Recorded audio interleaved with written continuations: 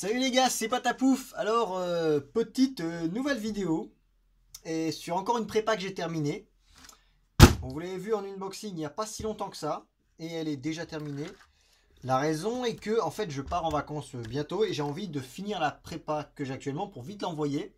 Donc j'ai terminé cette semaine-là, j'ai fait une prépa tout à fait sympathique et j'ai commencé à vous la présenter. Premièrement, comme vous l'avez probablement déjà vu sur l'unboxing, c'est une Kyosho MP 7.5 si je ne m'abuse. Ouais, c'est bien une MP 7.5, vous voyez bien le châssis. Et qui à la base était en piste. J'ai eu la confirmation du propriétaire. Elle était mise en piste et voulait la convertir en électrique buggy.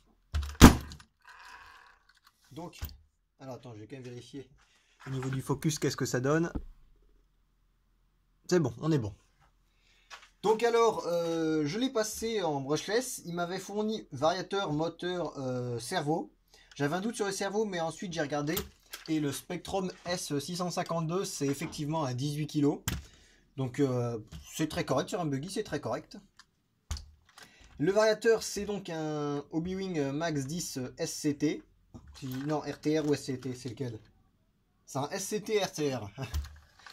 Donc c'est un Max 10 SCT RTR, donc 120 ampères, 4S, parfait.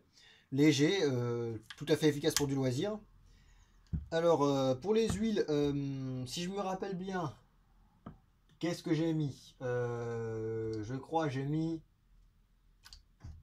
qu'est-ce que j'ai mis? Je crois j'ai mis 7000, 10 000. Et là, l'arrière, je sais plus, je crois 3000. Il faudra revérifier parce qu'en fait, il n'y a que 2 satellites dans chaque diff.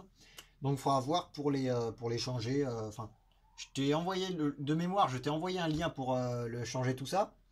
Donc tu devrais pouvoir le faire. Donc tu as donc... Alors je crois que je vais devoir prendre le téléphone pour montrer un peu toutes les modifs qui ont été faites. Allez, on va faire ça tout de suite. On va remettre bien l'objectif vu que j'ai un objectif grand angle qui fait un peu la merde des fois. Voilà, c'est bon. On va débrancher. Donc premièrement, on a le support moteur. Vous voyez là, qui est en fait en une pièce, c'est de l'alu 8 mm. Alors est-ce qu'on va bien voir? Voilà, vous voyez, taillé à la main. On va bien voir de l'autre côté aussi. Et en fait rattaché au châssis par en dessous. Tu vois. Donc on voit les traits de placement. Le châssis de toute façon il est déjà laminé donc c'est pas grave. Le moteur c'est donc un 36 par 74 en 1900 kV pour du loisir avec un buggy comme ça c'est juste parfait en fait. Donc 36 par 74 c'est très correct comme moteur. Avec un pignon donc de 14. Tu vois. Alors ce que tu m'avais fourni c'est un pignon en module 0,8. Et donc je t'ai mis un pignon en module 1. Donc c'est nickel. La toplette elle est en carbone, carbone véritable en 4 mm. Tu vois, qui prend bien le support moteur, que ça permet de bien rigidifier. Comme ça il n'y aura pas de flex et ça ne va pas tordre tout ça. Qui est donc rattaché au renfort avant, qui est une violette en M5. J'aime bien faire ça parce que c'est facilement réglable et c'est assez efficace. Et à l'arrière, j'ai repris le renfort d'origine qui à la base était fixé au châssis. Et je l'ai fixé par-dessous la biellette, là-dessus. Tu vois? Donc c'est nickel. Les suspensions. Alors j'ai galéré à régler, j'ai mis 400 dans les 4 suspensions. Mais si un jour l'envie te tente, tu pourras changer les amortisseurs, vu que là c'est vieux amortisseurs. Alors, on va savoir pourquoi à l'arrière il y en a un qui est plus long que l'autre. On voit pas beaucoup mais il est long, genre, je pense de 3 mm, plus long de 3 mm. Aucune idée pourquoi. Et aussi le piston il est bizarre, déjà il est plus petit qu'un 8ème mais plus gros qu'un 10ème. Et c'est un piston avec une fente, enfin un demi-cercle sur un côté, qui fait que l'huile en fait passe à côté du piston, et un trou qui a l'air d'être fait par l'ancien propriétaire. Du coup le réglage est assez bizarre, ce qui fait que à l'arrière on est... bon, même sans la batterie, avec la batterie on est quand même très correct, mais à l'avant... Bon, on voit pas là mais ça touche presque, regardez, tu vois. En plus, t'as une tige qui a l'air de bloquer. J'ai pas réussi à régler, pourtant j'ai passé, je pense, bien une soirée dessus. Bon, bref, tu verras bien. Et puis, donc, c'est 400. Donc, si tu trouves que c'est trop mou à l'avant, tu pourras passer plus dur. Parce que comme ça, tu as une référence sur laquelle te baser. J'ai fait le pare-choc avant parce que d'origine, je sais pas si c'est comme ça d'origine, mais il n'y a pas de pare-choc sur celle que tu m'as envoyée. Du coup, ce que j'ai fait, regardez, je vais vous montrer, j'ai fait exactement ce que j'ai fait sur mon caster. Attention, le voici. Donc, ce que j'ai fait sur le caster, j'ai fait donc, regardez, du polyéthylène taillé, plié, qui sert de pare-choc avant parce que d'origine il a pété. Et donc là, j'ai fait exactement pareil. Regarde. Bon, forme un peu différente, mais le principe est strictement le même. Là, il a une trentaine de packs. Et tu vois, ça tient très très bien. Bon, évidemment, ça se marque, comme c'est un pare-choc qui est bien assez exposé. Mais ça fait très très bien le taf. Et ça a quand même un minimum de flex. Et puis, tu risques pas de tout abîmer avec ça. Donc, tu as un pare-choc déjà. À l'arrière, il n'y a pas besoin. Bon, moi, sur le mien, j'ai mis un skate plate avec un pare-choc. Et évidemment, regardez-moi ça. Faudra que je présente en vidéo un de ces quatre. Oula. Mais j'ai encore fait des modifs sur le caster parce que j'ai réussi à encore péter le support. Donc j'ai encore des modifs à faire. Donc voilà. Donc ça c'est bon. Donc le variateur, comment est-il fixé? Alors, on dirait pas, mais il y a du double face. Double face, ça tient très très bon. Il est fixé au niveau de la bavette, donc assez souple.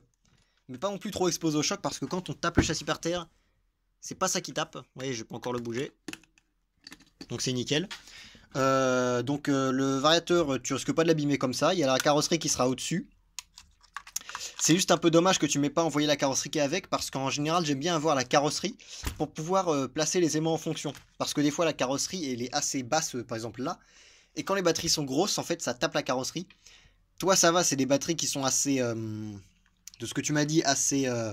c'est des Genesis bashing en soft case, donc c'est assez petit. Alors que quand je mets par exemple des grosses batteries comme ça, des fois ça peut être un peu problématique. Tu vois. Donc niveau longueur, tu peux mettre maximum de batteries de 140 mm, ce qui est standard. Tu vois, la grosse là, elle rentre parfaitement. J'ai même, bon, j'ai 2 mm de jeu, mais ça rentre.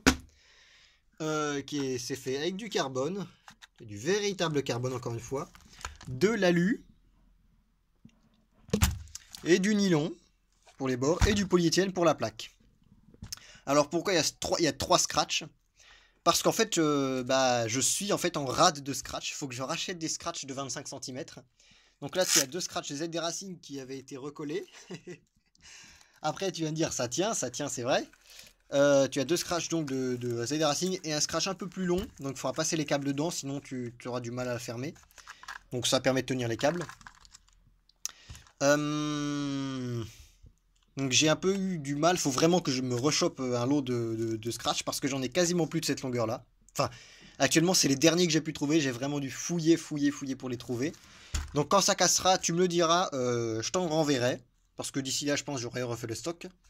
Donc si ça casse, tu me le dis, je t'en renvoie. Ensuite. Les angles de train, j'ai pas bougé, ça m'a l'air correct pour du loisir. Quoi d'autre? Parce que j'avais un truc à dire, mais je sais plus. Ah oui, je ne t'ai pas mis de boîte de réception, parce qu'en fait, je n'en ai plus. J'ai vu avec toi. Déjà, il faudra que tu rachètes la Dumbo RC X4F, parce que avec tu m'as donné cette radio-là. Et donc, c'est un peu vieux, et puis je suis sûr qu'il y en a qui comprendront pas à quoi ça sert ceci. Dites-moi en commentaire si tiens vous savez à quoi ça sert ça. Histoire que je vois qui connaît les trucs vintage. Donc moi je sais. Hein. Donc c'est un peu un ancêtre que tu m'as envoyé. Ça va avec l'âge de la voiture. Parce que je suis quasiment sûr que cette voiture-là en fait est plus petite et plus vieille que moi en fait. C'est un modèle qui existe depuis des années. Donc ça existe depuis des années quoi. Donc ah oui, je t'ai mis à la base là c'était une simple tige. tige métallique. Je t'ai mis une vraie biellette avec la corne Spectrum que tu m'as envoyé. Donc j'ai un peu dû mettre un bricolage de cale là pour que ce soit bon endroit. Mais j'ai mis une seule cale donc ça va, ça marche. Tu vois, parce que sinon c'est un trop grand angle. Donc en fait, là tu achèteras, les boîtes radio pas chères sur AliExpress à 2 €, les boîtes bleues, et la radio Dumbo RC, comme je t'ai dit. Tu pourras la fixer là en fait. Si on regarde bien dans la boîte, il y a 2 trous. Donc tu pourras percer 2 trous sur la bavette et la fixer en fait ça correctement. Ou bien la fixer là si tu préfères, mais je conseille plutôt de la fixer là parce que comme ça, tu as toute électronique qui est sur un point. Comme ça, quand tu veux nettoyer l'électronique, t'enlèves 3 vis, et hop, tu sors toute ton électronique. Comme ça, c'est nickel. Qu'est-ce qu'il y a d'autre? Bah, je crois que c'est à peu près tout ce que j'avais à dire. C'est tout ce que j'avais à dire. Bon bah tu me diras quand tu la recevras parce que j'essaierai de l'envoyer. Bah je l'envoie cette semaine. Je l'envoie cette semaine de toute façon. Bon, cette semaine quand je la tourne évidemment, pas quand je mets la vidéo en ligne. Ah oui, et aussi j'ai changé toutes les vis qu'il y avait à changer. Genre par exemple les vis des puits de direction. Il y en a qui étaient même pas vissées, des trop longues, des vis plates. C'est même pas du 6 pans. Donc c'est nickel, ça tient. Et puis aussi je te mets des roues là. Je t'offre des roues à finir sur parking. C'est pas du tout parce qu'en fait j'en ai trop des roues à jeter, mais bon. Bref. Bon bah nickel, salut tout le monde et puis passez une bonne après-midi. Ciao tout le monde.